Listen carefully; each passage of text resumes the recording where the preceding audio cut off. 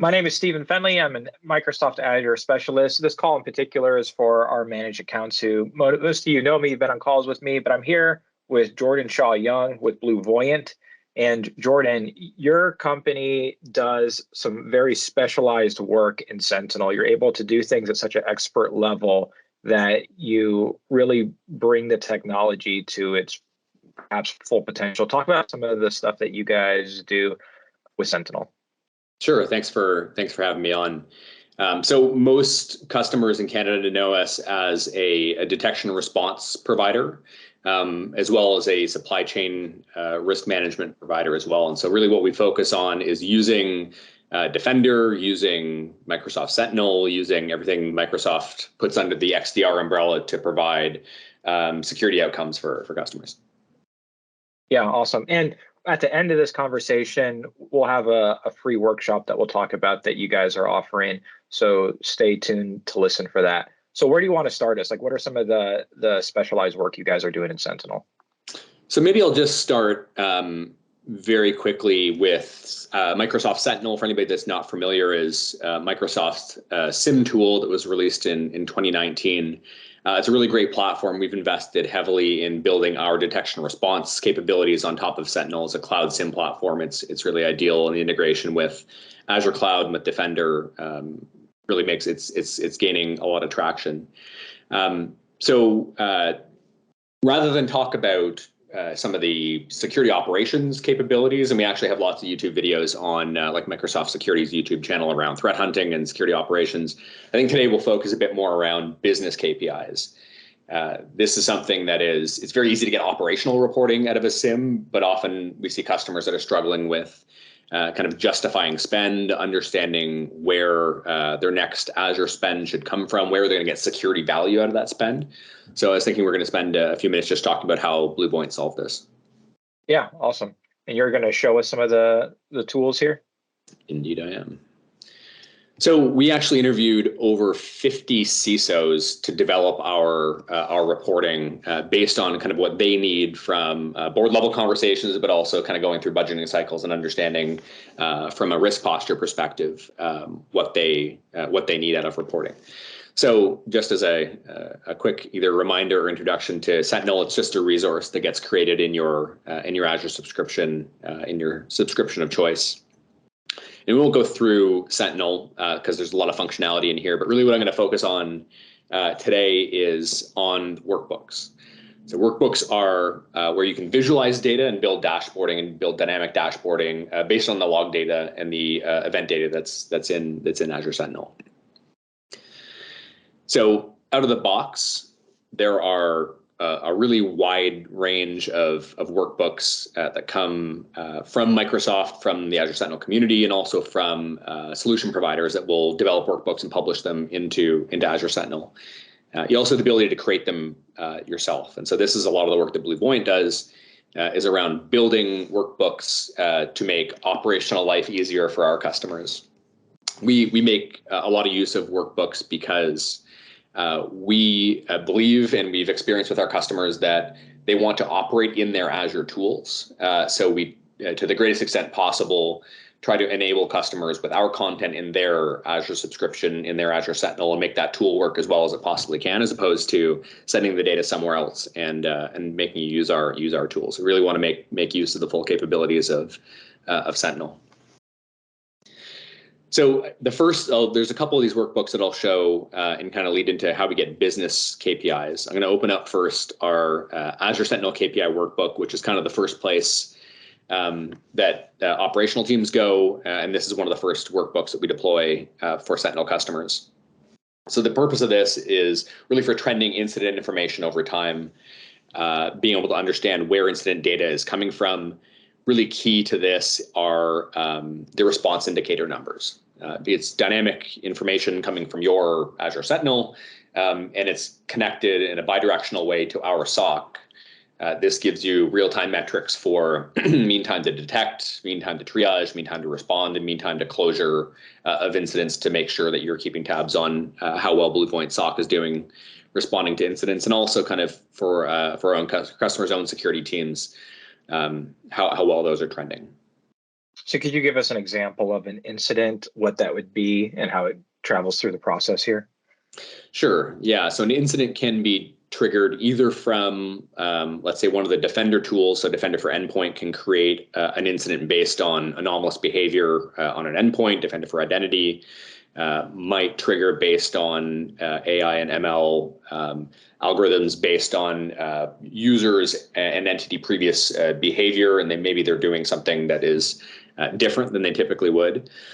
So those alerts will go into Azure Sentinel. That integration is native, or it could actually be analytic rules that are written in KQL that are triggering on log data from, say, firewalls or from other network infrastructure. So those incidents go into Azure Sentinel. There's a whole other session we could do on building analytic rules and detection rules, which BlueVoyant brings, and we deploy into Azure Sentinel as well. And as those trigger, that prompts security teams to go investigate incidents. And so this is kind of the net result of the investigation process and the resolution process of that. Awesome, thank you. No problem. So a couple of the other important things that are in this workbook are measuring true positive incidents versus benign positive events. That is really true positive being something bad's happening. Benign positive is the alert rule triggered on accurate data, but this is behavior that is expected. So this is important to know to be able to trend this and understand where there are an excess of benign positives, because that's an indication of overly lax policy. Users are permitted to do risky things in the environment, and it gives a good indication of where you can actually start applying some policy improvements to improve the security posture. We also do all of our alert rule mapping to MITRE ATT&CK as well. So in our dashboard, you can see based on incident severity, where these incidents are triggering in the attack cycle. So this gives an indication if you have an abundance of incidents that are being triggered as high severity later in the attack chain, that is something that needs to be investigated, primarily because it means that software or malware is being allowed into the environment, is executing on machines, potentially data exfiltration is happening, and it's not getting caught until later in the attack cycle. So really what we aim to do with our customers is detect this very early on in the attack cycle, stop attackers before they're able to actually access data and exfiltrate data, and we can track some of that by using alert rules mapped to the MITRE ATT&CK framework. So that's kind of as far as I'll go in the pure security workbook. There's lots more to say about SecOps, but what I want to do is I want to go into the next workbook. So with what you have right there with the workbook, say one of my managed accounts wanted to use you guys. How long would it take for them to get from not using Sentinel today to implementing this workbook? So we deploy all of our content as code through using Azure Lighthouse. So we push all this content directly into customers' Azure tenants. So getting the workbook up and running is a matter of minutes. Really what we want to focus on during an implementation. So typical implementation for us is 4 to 6 weeks in most cases for a SIM transition from another SIM tool to Sentinel, or as a greenfield implementation of Sentinel. The majority of that time is really spent consulting around data value. And so I'm going to get into that in the next screen actually, is talking about what kind of data should be in a SIM, what kind of cost you should expect for bringing that in, and then what is the security value in that SIM as well. So the actual implementation project, this gets deployed within the first day typically of a project, and then we go through a tuning and consulting phase after that, and the full project is 4 to 6 weeks usually. And how long would it take a customer to build their own KPI workbook if they decided to do something themselves? It's taken us 2 years. So. And you have a whole team. Yeah, we staff a content engineering team, and this is their entire job, is to create content for Azure Sentinel. So, I mean, building a workbook is pretty straightforward. Being able to, getting the data in, sorting that, but being able to organize it in a way, and I'll show you some of the the stuff you see in this KPI workbook is fairly straightforward. Some of the we were very early on doing MITRE technique mapping, whereas Azure Sentinel out of the box did tactic mapping. This workbook is achievable to be built it could be done by a customer directly. We've just put the effort and time into building this in a way that works and displays the data correctly. And what I've seen, having conversations with many of the people that will be watching this video, is some they're interested in Sentinel. Some are off and running with it, but some, they're interested in Sentinel, and then when they see everything that it can do, they start going like, well, it's really cool. I really want to use it. I see the value, but then getting the full value out of it would take so much time and energy to build, that it can stall progress for us. Whereas I've seen when they partner up with you guys, that they start utilizing the technology much more aggressively. And so we've seen that time and time again with several of our accounts. So yeah, I think we're over 250 Azure Sentinel deployments. So we've done it a lot. Our project team knows how to do it. We have the content for it. So yeah, the time to value is a lot quicker, certainly. Yeah. Yeah. And for the people watching this too, I cover about 120 managed Microsoft accounts, and I bet, we have, this isn't an exact number, but I'm guessing about 6 of my customers have already done work with you guys, which is a lot, especially considering, we've been working closely together only probably the last year and a half. And so, and I know there's part of the reason I wanted to have you guys on is just so that more of them can get exposed to you guys sooner than later, in case they want to work with you guys as well. Got it. So yeah, there's, I think the last number I saw, there's over 12,000 Azure Sentinel customers globally, and that's, I think, doubled in the last year. But that's still like a diminishingly small number of the overall SIEM market in the across the world now. So Sentinel still, it's been GA since 2019, and kind of adding capabilities quickly. So it's kind of still at the early stages in terms of overall market presence, but it's certainly getting there. Mm-hmm. So the next workbook that I was going to show that really dives kind of the next level deeper into those business KPIs is understanding cost, understanding what security value is coming out of every Azure dollar spend that you're making. So the overview tab works through on a table by table basis what the cost is over the previous 30 days for each individual log source. And this is important because it's important to know, number one, what are the heavy hitters in terms of data ingestion, and then number two, what is the actual value that's coming out of that from a detection perspective. So diving a bit deeper into this, generally the biggest log sources are network devices and Windows events. So you want to watch what is happening from a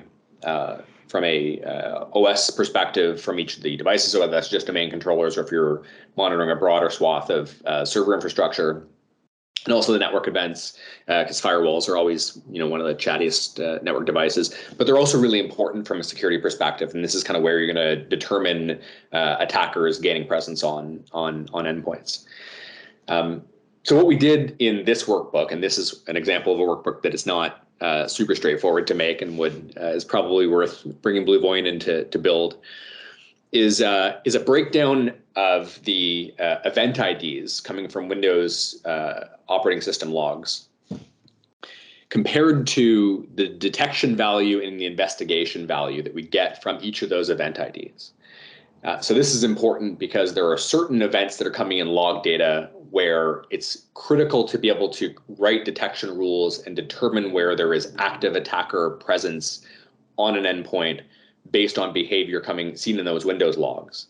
And there's other types of logs that are less valuable from a detection is something bad happening right now, but is very valuable from a forensic perspective. And if an incident does happen, being able to track and piece together what either an attacker or maybe a malicious insider's path was through a network.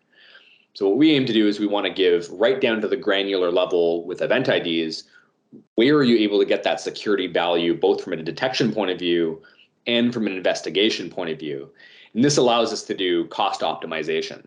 So we can go into GPO and make modifications to what data actually comes into Azure Sentinel to maximize the security value from those Windows events. And we do the same thing for syslog and Ceph producing network equipment. So we can go into Palo Alto, Fortinet firewalls, Cisco firewalls to be able to pull just the event IDs or pull the fields that are needed from a detection point of view or an investigation point of view.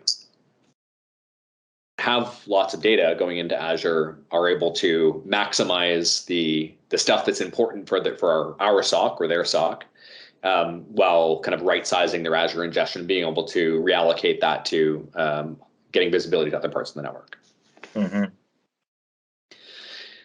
So that's all great for operational teams, but generally, if you were to export this and hand it to a CISO, it's not going to go super far. So what we wanted to do was be able to build executive level reporting and things that are going to be helpful from a strategic perspective. And so as a CISO building next year's budget or having to give an evaluation of the ROI for existing security spend, this is where we found Power BI to be really helpful, is to be able to extract the data from Azure Sentinel and manipulate it in Power BI to provide some more executive level reporting. So I'll give a few examples of what we've done there. So these are excerpted from dynamic reporting that gets produced via Power BI. So what we're able to do is we're able to do some better visualizations of the data that comes from the SIM in a way that tells a bit more of a story for a business audience. So mapping, I mentioned the detection value and the investigation value. We can kind of understand visually what are the high value data sources that are coming into the SIM and what are the lower value and which are good candidates for either tuning or treating in a different way. So you can kind of see from based on this data, then, heartbeat logs, let's handle those in probably a different way because they're low detection value and low investigation. Mm-hmm. Data coming out of CloudTrail, all of your Defender data, super high value, really important for detection. That should 100% be in your SIM. And then things like the Windows events. This is exactly why we get into that granular level of reporting and visibility to those, because Windows events can be heavy hitters in terms of data ingestion costs, but it really is dependent on how those get tuned. So this gives a view as new data sources come in, we can give an evaluation of how valuable is this from a SIM perspective and from a SOC perspective.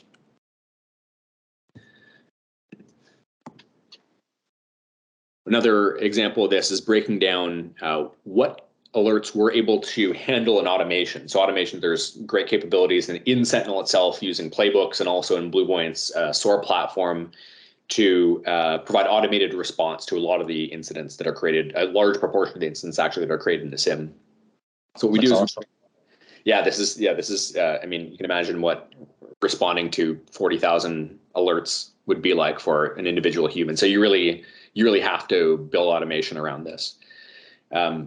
So being able to identify what we could handle in automation versus what was manually investigated by our SOC analysts, and then further breaking down what was manually investigated, because the manual investigation, they are, so our SOC takes response actions, we investigate, we remediate, we can stop ransomware, we'll delete malicious browser extensions, we'll kill crypto miners. But often in a lot of these cases, they are situations where we need to engage with our customer. So the incident response process is, in a lot of cases, kind of more of a partnership than it is anything else. So for those 177 escalated security incidents, we break down what were the severity of those. And this is important for CISOs to understand, is their security team staffed appropriately? So given your existing resourcing levels, given all of our automation that we're doing, are you staffed appropriately with the right skill set and with the right number of people? And it gives kind of more quantitative metrics around what is the actual FTE effort required on a customer security team, given that BlueVoyant's taking a large proportion of that off their plate. Right. And then kind of the next step from that is understanding, going back to that attack process or attack framework, where are those incidents happening? Those manually investigated incidents, those true positives, where are those actually happening? So you can start seeing, in this case, you might have expected identity-based attacks to be a higher proportion of the things that had to be investigated, which would show up in credential access. But actually, in this example here, you see a lot higher proportion happening at the execution stage, which means that attacks are actually landing on endpoints. And so this is a really good indication for us and for our customers that we can collectively get together and tighten up endpoint security policy, have a look at our policies for Defender for Endpoint, and really tighten up where those incidents are happening at the execution stage. So this report here, I mean, this is awesome. You say you're building them in Power BI. Are they live reports the customer gets? Yeah, so these will get generated at runtime using Power BI. So these get produced, and they're produced in PDF reports, but all the data gets created in Power BI, and they're generated through our. So how often? I got it. So are you sending them out monthly, or how often are you sending these out? Yeah, commonly so we have client service management, and generally as part of the client service management meeting, then we'll walk through what our monthly report is. But these are also available dynamically as well. So if at any point you want to generate a report, then we can certainly do that at any point. Again, that's using automation and having the connection from the Sentinel environment through Power BI. Then we can run these reports whenever they're required. We find monthly is usually the most helpful, but if they're needed, ad hoc, then that's available too. Oh yeah, I think this is valuable. I mean, not even just for the CISO, but just to help them communicate to the rest of the business. So. Yeah, and this is not somebody cutting and pasting things into a PowerPoint. This is all done in automation. Again, automation is the key. The only way to scale and produce repeatable kinds of outcomes is having this built in software. So this is created using automation. Yep. Alerts by hour is also a very interesting one, particularly for organizations that don't have staff that work 24 hours a day. So if you have staff that's working business hours, I mean, we like this because it's a quantitative representation of why our customers need to have 24/7 SOC services, but also for global enterprises understanding kind of the ebbs and flows of incident behavior, and when the peaks happen is helpful to know where and when you need to build your staffing schedules as well. So we line this up with our customers, and being able to understand exactly from a quantitative point of view, what does it look like after all of my staff goes home? Then we provide that in automation in reporting, while you're away report. And then the last one that I'll show here is a breakdown of the key metrics. So mean time to acknowledge, investigate, and closure. This also includes the investigative and the remediation process that often involves collaboration with our customer as well. So this is a really good report to trend over time, because the shorter that we can collectively as security partners reduce things like time to closure, that means we're reducing threat dwell time in customer environments.